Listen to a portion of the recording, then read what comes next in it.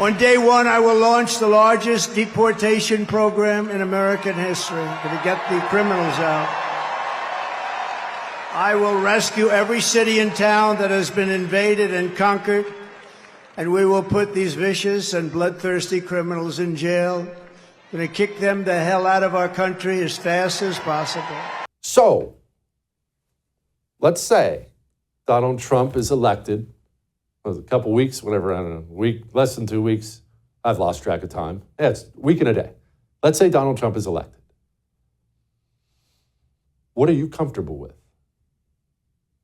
We have this thing on the right, and I'm not even going to say at its core it's a bad thing, but we have this obsession with niceness.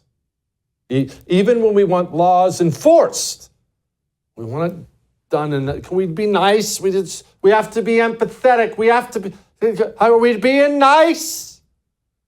You are going to have to take that part of you, and you are going to have to set it aside, because the truth is, there's no nice way to tell somebody you're not welcome here.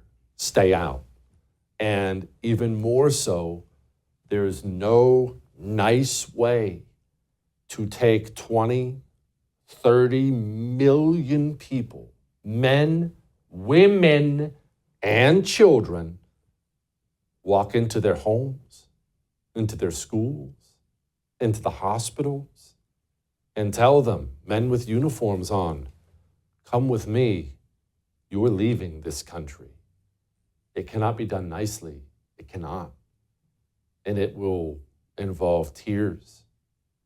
The propaganda effort around stopping this will be the largest, most pervasive, most evil propaganda effort you have ever seen in your life. It will dwarf the propaganda around BLM, around COVID, the propaganda effort to stop what's happened to this country will be the largest thing.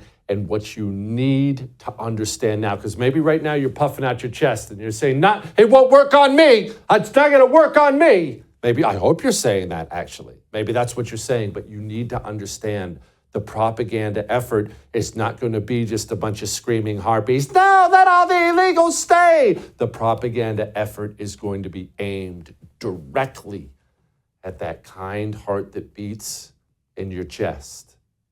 Tom Homan, great man, has been on the show before. He went on the news and he said something, and what he said is wonderful, don't get me wrong, but I want you not just to wait for the Tom Homan response, I want you to listen to the question, because this is but a taste of what's to come. We have seen one estimate that says it would cost $88 billion to deport 1 million people a year. I don't know if that's accurate or not. Is that what American taxpayers should expect? What price do you put on national security? Is that worth it? Is there a way to carry out mass deportation without separating families? Of course there is. Families can be deported together. It's a great answer. And what I've seen a lot of today is, oh, wow, look how hardcore that is. And I'm here to tell you, that's not hardcore. That's how every country in the history of mankind that wanted to continue being a country, that's how immigration laws are enforced. If you come here illegally, no matter what your age, no matter what your sex is, you will be arrested and you will be sent back to the country you came from. Maybe you'll even do a prison sentence first.